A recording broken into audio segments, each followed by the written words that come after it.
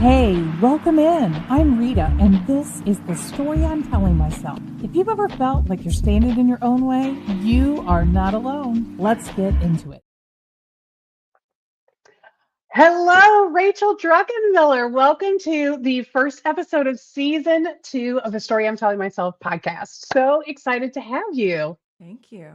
Excited to be here. First podcast of the year, so let's do this. Let's make it amazing, right? And if you are joining us in the comments, thank you for saying yes to our invitation. Make sure that you recommend this to other friends, but come in the comments and say hello. Please greet Rachel. And while you are doing that, I'm going to let Rachel introduce herself. Go ahead, Rachel. Hi. Yeah. So I am a catalyst who unleashes what's possible in people. If I had to say what I am and who I am without a title, but I am a keynote speaker, a singer songwriter. I am deeply passionate about making meaning of the world and helping people to come alive and to say yes and to accept the invitations that come their way and to be bold and brave and unmuted. And that is what I'm here to do. So I just dropped Rachel's website for all of you in the comments here, racheldruckenmiller.com. She's very easy to find. That's going to give you the link to everything you're going to need because you're going to want to follow up with her after you hear her amazing story today. And let's get into it, Rachel. Let's not keep people holding back. So you describe your journey as going from blindsided. Hey, Paula, I'm so glad to have you with us. From blindsided to Billboard. And all of that happened in a very unexpected and freakish way. Please tell our listeners about your interaction with the Chevy Silverado. I will tell you about that. And also a friend sent me, apparently there's a song that starts with the lyrics, White Chevy Silverado by Bailey Zimmerman. I was like, it's too soon. Man, we should have been playing that had we know that. Hey, Nicole, great to have you with us. Thanks for joining us.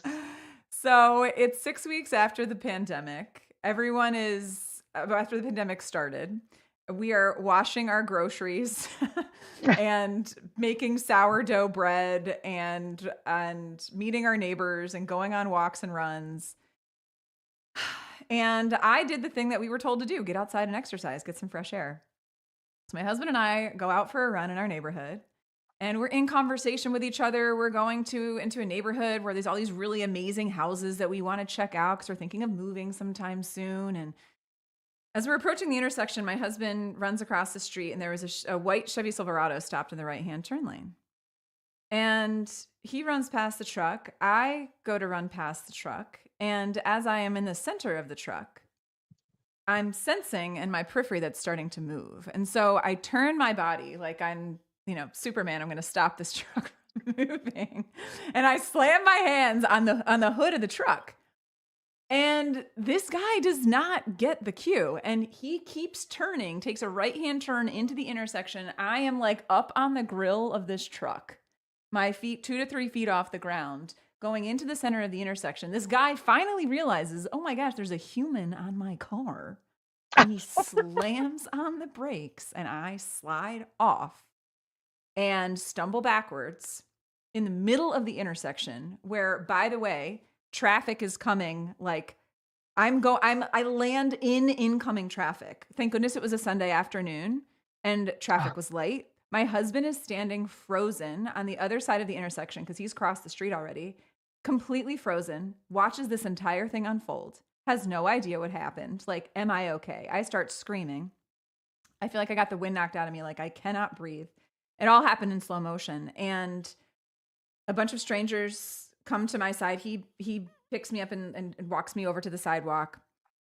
EMTs come. Somebody called an ambulance. I don't know who it was. I end up at the hospital.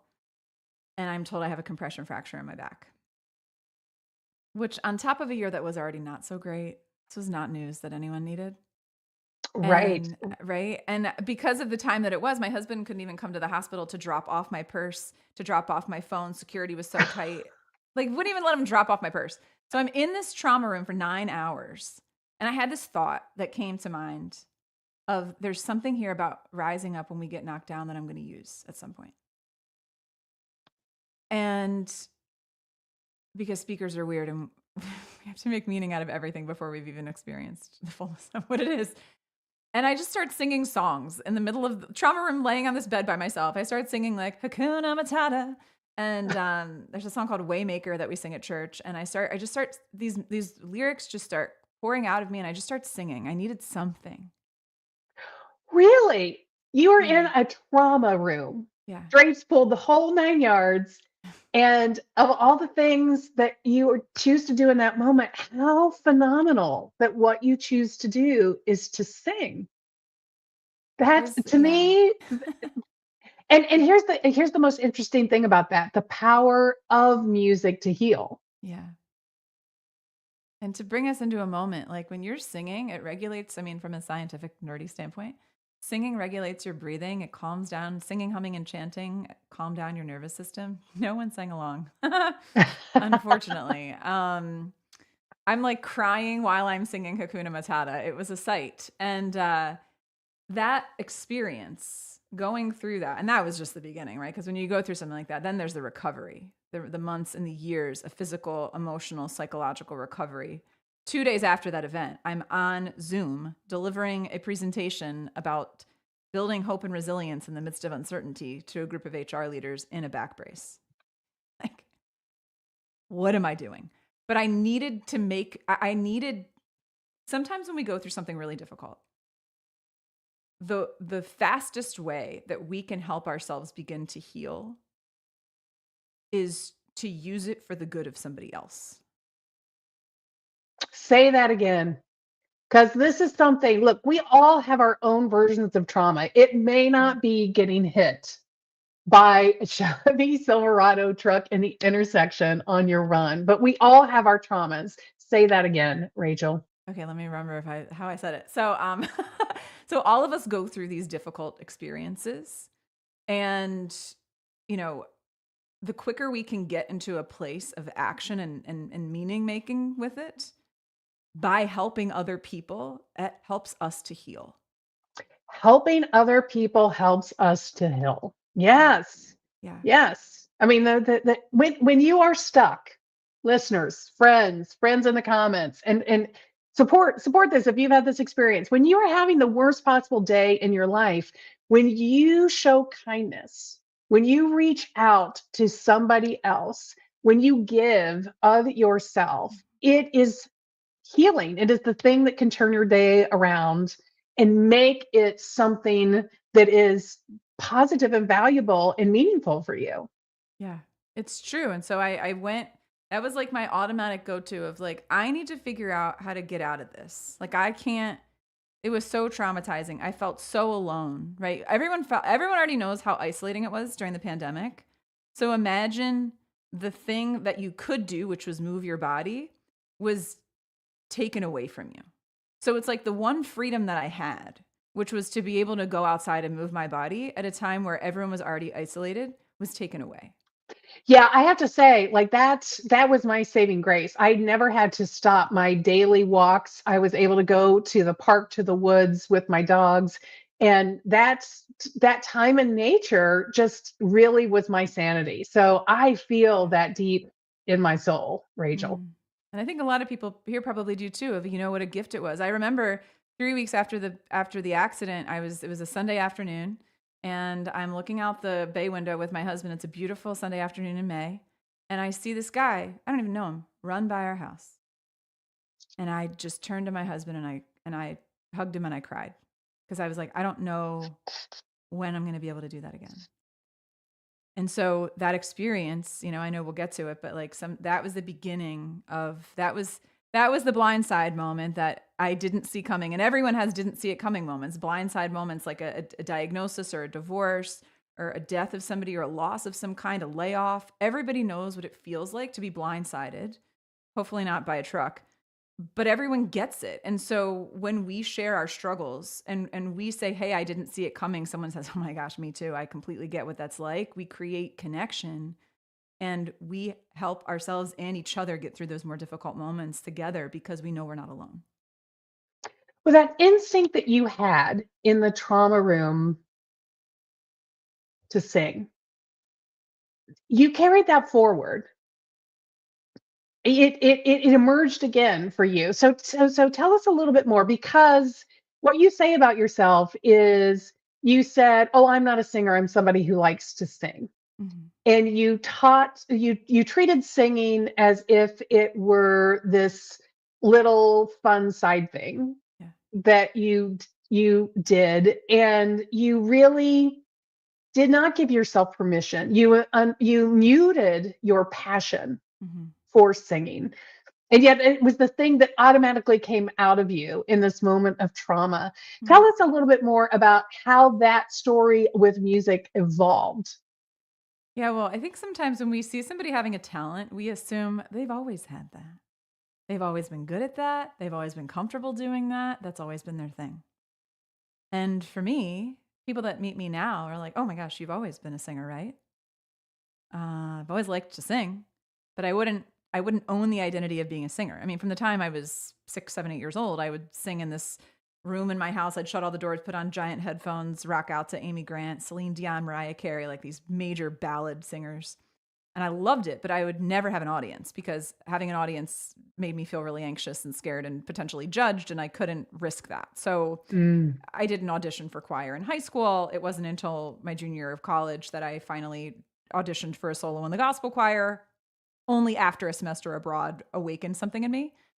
And then my husband and I connected through music. We would sing at church. This was the extent of it. But I loved singing from the time I was little. Like Sister Act, the redheaded nun in Sister Act. You know exactly what I'm talking about. Who came with this little voice like this? And then, Whoopi Goldberg like pushes her stomach and makes her like have this release of all this sound. I connected to that woman on so many levels my whole life. I was like, that's me. Because there's more in there, but I'm afraid to let it out. And I think So sometimes you we feel had that this way. big dream. Yeah. We said the name of this episode is "What Dreams Are You Muting?" Yeah. And this dream of having the identity of a singer Mm-hmm. was something in your life that you were muting. So if you're with Yes. us and you're in the comments, have a little vulnerable moment. So show some support to Rachel. How many of you have a dream like this that you've Mm-hmm. been muting at some level? And share. Tell us in the comments what is your dream that maybe you've been muting. So Yeah. you've been muting that, Mm-hmm. and Yeah. you took some steps. You gave yourself permission to just take a few little steps, right? Like you I did. hired a voice coach, started taking singing lessons, right? Virtually. I mean, because I needed an outlet. When I was confined in a back brace, I was stuck. My body felt really stuck and trapped. And I was like, what always made me feel free and alive from the time I was little? Singing. So I hired a virtual voice coach, 3 o'clock every Monday. We got together for no performative purpose. I was not taking voice lessons to perform, to train for a show. I was just doing it to give myself something fun to do for an hour on a Monday. Like that was it. And sometimes I think we don't pursue something because we think we have to make it a thing. We have to make it this Mm. big thing in order to, if I'm going to do this, I have to really make it a thing. And for me, the thing was just doing it. It was just singing, letting myself have that dedicated space to do this thing that made me feel alive.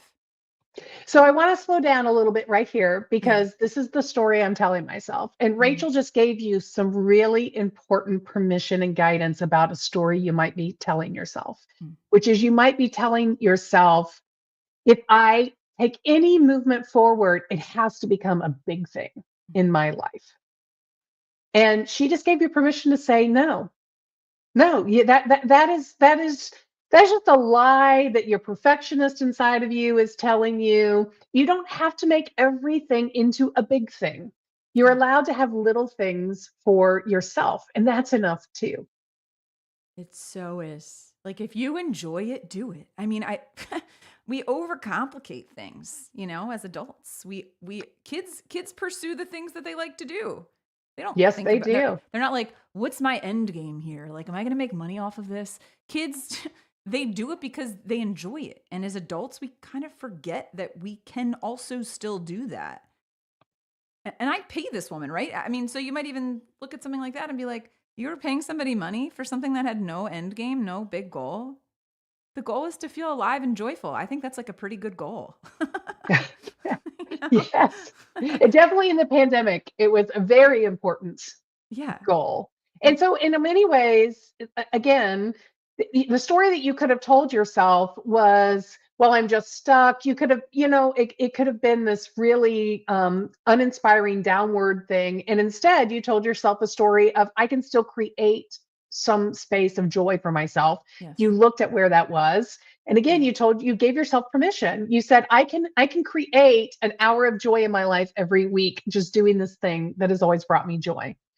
Yeah. And how many of us who are stuck in a bad job, that are stuck in a toxic work environment, that are stuck in toxic relationships, maybe the place to start, maybe the story to shift to that you need to tell yourself is you can just give yourself 1 hour of joy in something that really brings that to your life. Yeah. Just make that the starting point, because that was the starting point, but let's move the story along. Yeah. What happened next? So I do this for 2 years. I start doing a LinkedIn live show and on Christmas, I'm like, I'm going to sing Christmas songs to people. Oh my gosh. I so was scared. there for this. I remember this was when I first met Rachel. This is when I discovered Rachel. It was during the pandemic, and she started coming to LinkedIn in song, because I'm a song girl too. Yeah. And so I just loved it. Well, I was so nervous when I first did it. I'm like, I practiced for 3 months. I'm like, I have to get it right. If I don't sing Have Yourself a Merry Little Christmas, if I miss a note, people are going to judge me. Like, I was so in my head, and we do that. We get so in our head. We tell ourselves a story that people are thinking about us way more than they actually are. Say that again. We tell ourselves a story. We tell ourselves a story that people are thinking about us way more than they actually are, that they are judging us, that they're like, oh my gosh, this person's the worst. No, they're not, because they're so busy being self-conscious about themselves. They're not thinking about you. Yes. Please, friends. Like, let's see. This is how many minutes in are we? Where's my timer? I can't see it. 17 minutes. Like 17 minutes. We need to mark this. Put this on repeat. Have Rachel create yourself a little clip that you play on at least once a week to remind you people are really not that into you. You are going to be okay. Yeah, like no offense. No offense, you're not that important. And that's part of what it is this self-inflated sense of importance that drives our insecurity, and this belief that everyone's judging us. And it's so unhelpful. And like, so what if they are? If someone's judging you, that's on them. That's not on you. I've had people judge me for singing. So I'm doing this voice lesson thing. I'm singing snippets of things in the keynotes I'm delivering virtually. So I'll sing a little bit of Hakuna Matata, or like, I'm a survivor, or whatever. I'll weave these moments into the talks I'm giving. People are responding. I'm having fun with it. And then a LinkedIn coach I worked with in the summer of 2022 said to me, Rachel, you should record music videos and put them on LinkedIn. I was like, music videos of what? Like what?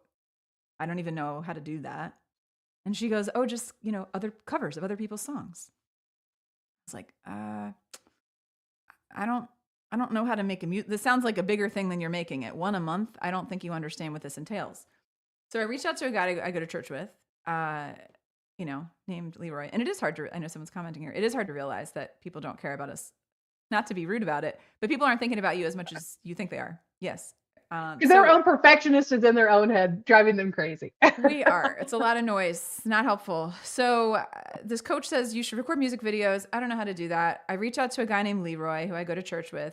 He just started a music production company. So this guy's in an a cappella group, graduated with a degree in music composition from college. And I said, hey, Leroy, can we record some covers? I had no plan. I didn't have any covers in mind. I show up at his makeshift basement studio on a Friday afternoon in September. And I sit down and I look at him and he says, so what do you want to write your first song about? I was like, we are here for different reasons. Can I say I'm a fan of Leroy? I am a fan. Everybody needs a Leroy in their life. They do. Well, and the second he asked that, the story I was telling myself was, you don't have any background in songwriting. You don't know how to read music. You don't play any instruments. You're not a composer. You're not a singer. You're not a songwriter. Like, all of those voices were very active in that moment when he made this completely wild suggestion that I write a song. And he said, so I pushed back and he goes, okay, well, like, if you were to write a song, what would it be about? So I said, okay, hypothetically, this is very hypothetical because I can't do this. I don't know how to do this. right? Those are Really the stories. loud story. Loud. I don't know how.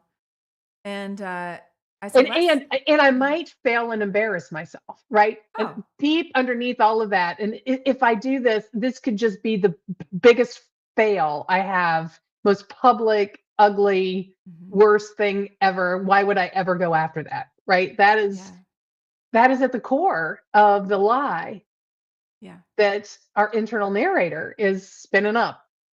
Yeah. Why would I try and fail? Why bother trying? Which for my whole life was what I felt and thought. And so I said, okay, well, if I were to write a song,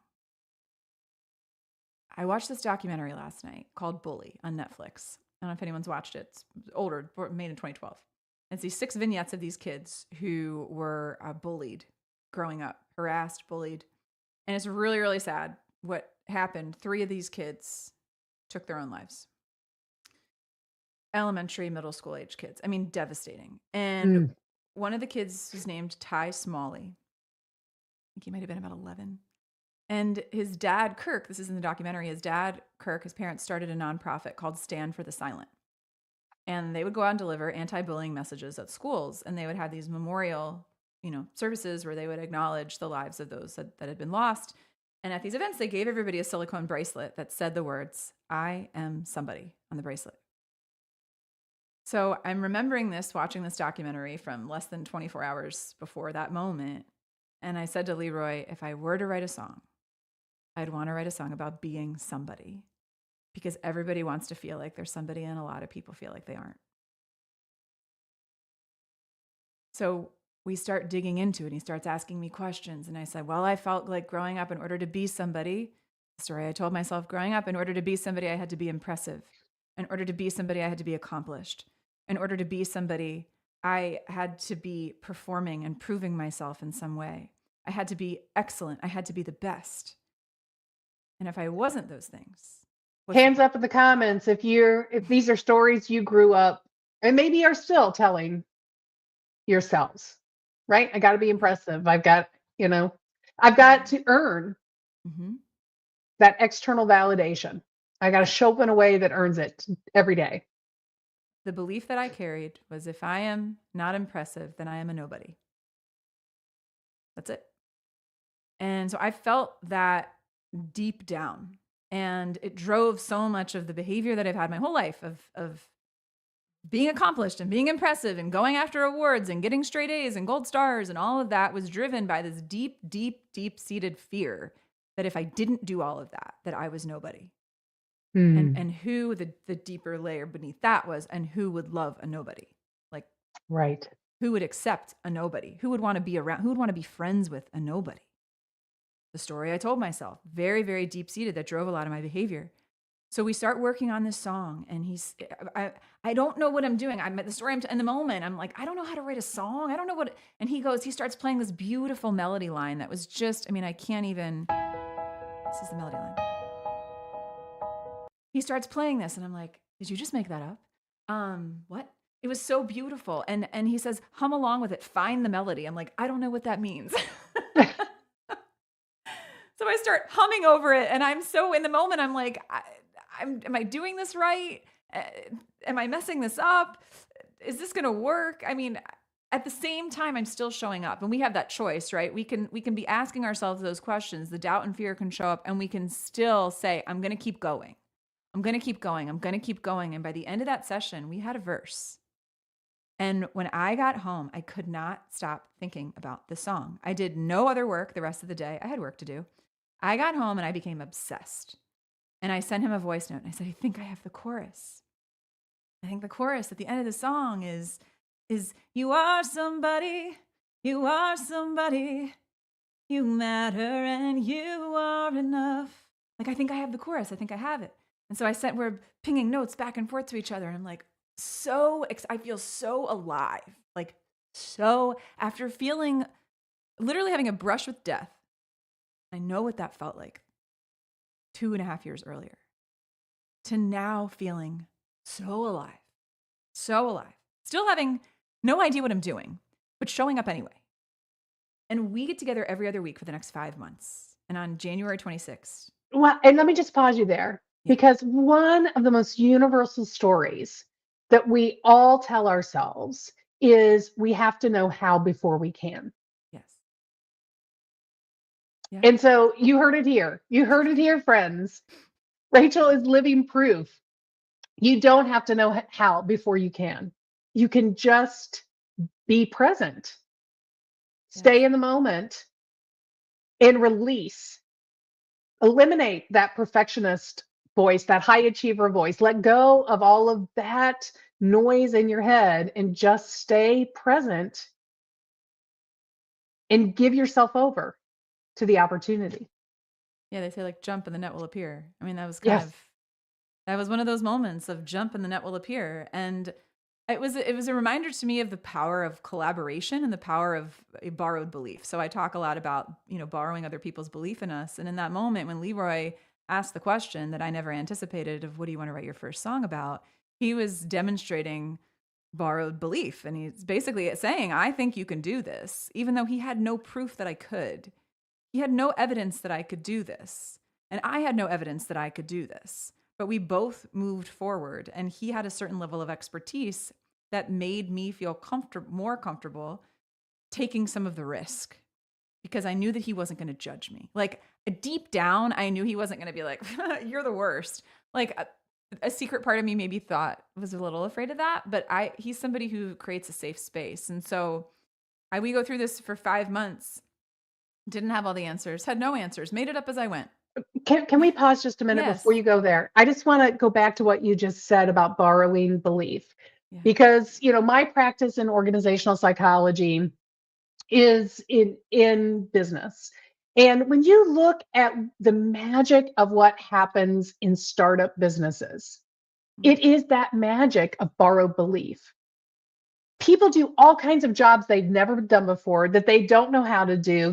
They're figuring things out on the fly, but they have an end goal. And they borrow belief from one another, and they lean in and they get past the voice that says you don't know how. They stop telling themselves they have to find people that know how. And they say, we are the people. We will figure it out. We will figure out the how. This is such a powerful thing. And I think it's why your message is so resonant, and why so many fans exist in the world who've seen you speak. It is powerful. So wherever you are in your business life, in the life of your team, I really hope you'll take away and think about, on a business level, this idea of borrowed belief, and getting past the idea that we have to wait for somebody with the knowing to show up. Yes. Confidence is the byproduct of action.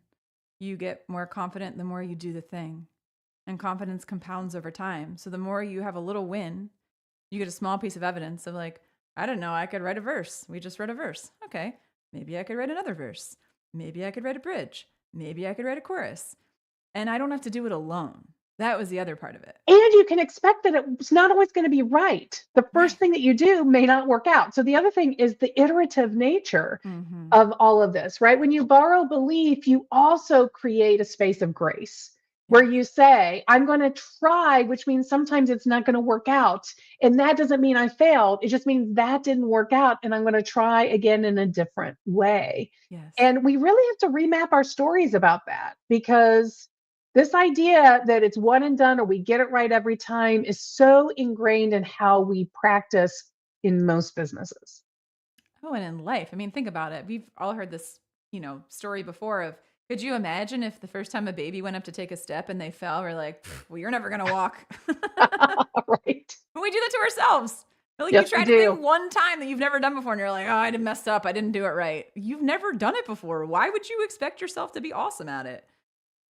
Give yourself some patience and say, ooh, this is a fun little journey. Like, what if you look at it as a first step of an adventure instead of an opportunity to fall flat on your face? I mean, yes.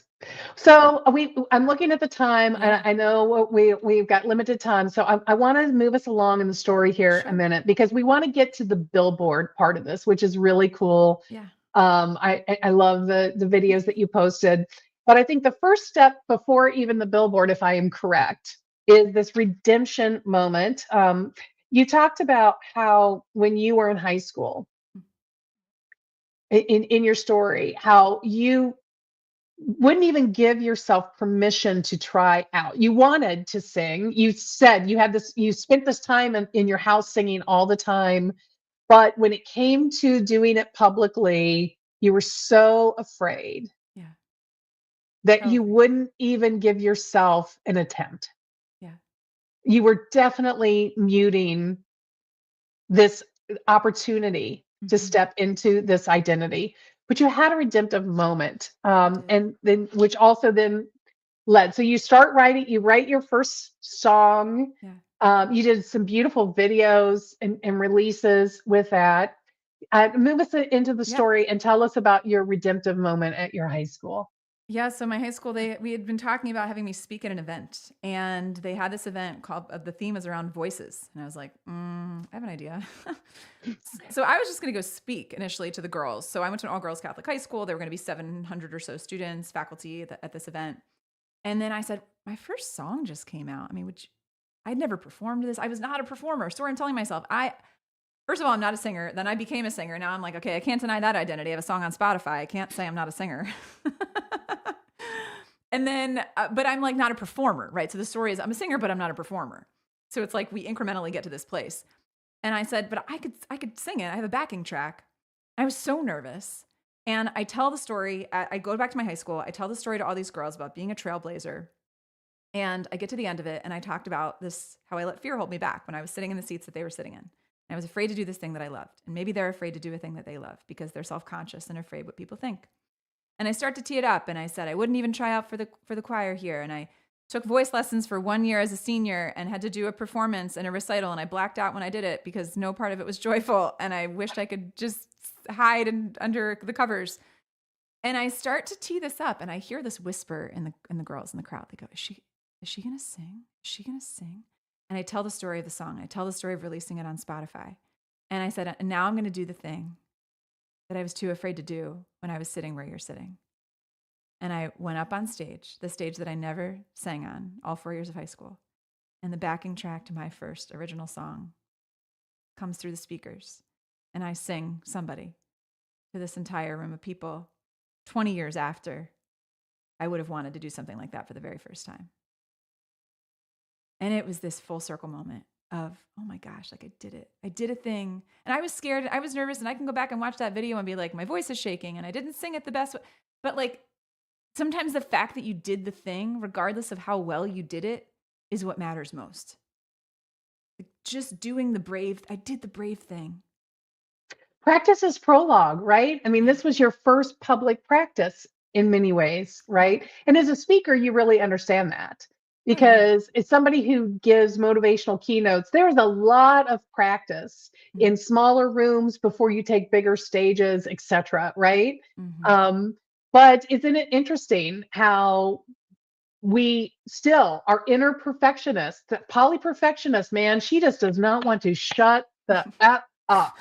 She just wants to like nitpick everything apart Yeah. all the time. And this is how we continue to have these muting stories inside of us. Yeah. So you had your first public performance, and then what happened? Well, then right around that same time, the song's releasing, I get this lyric. You know, I said when I was laying in the trauma room in the hospital bed, I had this thought of, I'm going to use this for something good. So as soon as the settlement closes, there's a lawsuit with the accident. I'm cleaning my kitchen 2 months after somebody releases, around the same time I sang at my high school. And all of a sudden this lyric comes to my mind of like, I didn't see it coming. And I was like, oh my gosh, this is a song. So then I write a song about the accident. Didn't see it coming. My second song that releases in September of that year. And then around this similar time before Somebody came out, I had watched this story unfold of someone that a lot of people are familiar with, but they may not know they're familiar with him. His name is Twitch. He was a dancer a DJ on the Ellen Show. And he was a DJ on the Ellen Show, was on the show So You Think You Can Dance. He was just this ball of light and energy and joy. And every time you saw him, you're like, that guy is having a good time. And I saw the news pop up on people.com in December of 2022 that he had also died by suicide. So like 2 songs that I wrote inspired by this. I start writing a poem. I haven't written a poem in 20 years. After seeing an Instagram post of a mentor of mine that said, check on the light bulbs with a picture of Twitch. And I spent the next 2 hours like writing this poem about checking on the light bulbs. You know who they are, the ones that burn brightest, the ones that ignite us. They live like a spark. And I write this poem, and 3 months later, I'm on the Peloton, and all of a sudden I'm like, wait a second. Check on the light bulbs. You know who they are. This is a song. So then I realized the poem is a song. And I write the song Light Bulbs. We have a full band we perform this with, drums and keys and organ and electric guitar and bass guitar. And I mean, it was incredible, the studio recording. And then that voice from 2 years earlier, you should make a music video, comes to mind again. And I reach out to these 2 guys through Leroy, and I'm like, hey, I want to make a music video. How does this work? So I show up at a warehouse with like 4 outfits, and I'm like, what do I wear? Tell me what to do. I don't know how to do a music video. And so we record this thing 5 hours. I get my hair and makeup done. We record this thing. Leroy's playing piano in the background. And a month after that, I released my first music video for this song, Light Bulbs. I don't know how to make story I'm telling myself. I don't know how to make a music video, but I know people that do. And that's why you mentioned before, there's a book by Benjamin Hardy on Dan Sullivan called Who Not How. You don't necessarily have to know the how. You just need to know the right who's. So I found the right who's. Leroy and these 2 other guys, and they shot this thing, and I was like, oh my gosh, I made a music video. Fast forward 9 months, a friend of mine, Matt Immersion, who does amazing work focusing on helping people be reminded that they matter. So we have a lot of alignment there with wanting people to know that they're somebody who matters. And he has a partnership with the Billboards in Times Square. And he's offering it to us, a group of speakers, and saying, if you guys want to put a picture of yourself, up there on the billboard. I'm like, no offense. No one's walking through Times Square and being like, oh, a keynote speaker. Cool. So said nobody ever. Said nobody ever. So I reached out. I said, hey, dude, could I do you said it's going to be up for 15 seconds? He goes, yeah. 24 hours, every hour on the hour, 15 seconds, you get your spot. You got to pay money for it. It goes to a charity. And I said, could I do a video instead of a picture? And he goes, I mean, nobody's ever asked, but I guess so. So I said, great, I'll get back to you. And within 3 days, I contacted the team that did my music video. I said, I need you to do a 15-second version of that. And I need you to send it to me yesterday. So I submit this. And then we spend an obscene amount of money, my husband and I, to take the train, because all this happens at the last minute with no notice, to take a train up to New York City, 6 hours round trip in one day. We're in Times Square for maybe 2 hours total. And I get to stand there with a group of a few of my friends and my husband as I see my first music video show up on a billboard in Times Square. The little girl who wouldn't sing in front of a single person, who wouldn't even audition for the choir at her high school, has a music video in Times Square. And all of this happened because the worst day of my life, that accident, made me realize I didn't want to die with my music still locked up inside of me. And that I had something to share. And that I needed to stop muting it. And I might not get a second chance. But I was given one. I was given another opportunity. And I wasn't going to waste it. And I wasn't going to be the kind of person that went down with boldness regrets that so many of us have. If only, why didn't I? I wish I had. So many of us carry the pain of boldness regrets. And I didn't want to be that person anymore. And I decided to step into the identity of what it is to be a singer. And I told myself a new story. Maybe I can do this. What if I tried? Let's see what happens. And now it has become one of the greatest sources of joy of my whole life. And I didn't even know I could do it. But here we are. And there you have it, friends. This whole episode, you've gotten to this key message you need to walk away with. No boldness regrets. What is the story that you are telling yourself that is muting that dream deep inside of you that will be your boldness regret? 2026 is your year to say, no, thank you. I'm going to step into the light. Mm-hmm. I'm going to unmute this dream and allow it to shine. And I'm not going to do it perfectly. And hey, that's okay, because this isn't about perfect. Each step unlocks the next thing. Like you didn't walk out and say, I'm going to have a billboard in Times Square, right? No. You just said, I'm going to have an hour of joy in my life, right? Yeah. It's a road. It's a journey. It's a journey, not a destination. This is not about setting a goal. This is about recognizing your deepest, truest dreams that you've had in lockdown and taking one small step to allow the joy of that dream into your life. Yeah. Moving toward aliveness. Get in alignment with aliveness. What makes you feel alive? Go do more of that thing. You have one shot here. You have one life. You have one life. Don't waste it. Friends, if you have the power or know somebody with the power to book speakers, you're not going to be surprised when I say send them to racheldruckenmiller.com. This is why Rachel needs to be at events that people are attending, for conferences, for business, for any organization. Rachel, you are incredible. Thank you for the generous time that you've given to launch season 2 of The Story I'm Telling Myself. This is an incredible episode. I am so excited to share it. It'll be on all podcast streaming on Thursday. And then we'll be back here next week on Tuesday with Holly McNeil.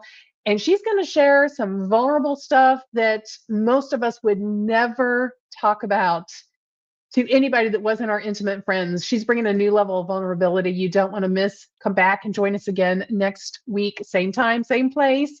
And Rachel, thank you so much for being with us. RachelDruckenmiller.com. Everybody have a wonderful Tuesday. We'll see you again soon. Bye. Bye.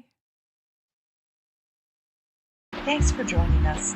If you love this episode, leave us those 5 stars and be sure to share this with a friend. And if you didn't, don't worry about it. See you back here next week.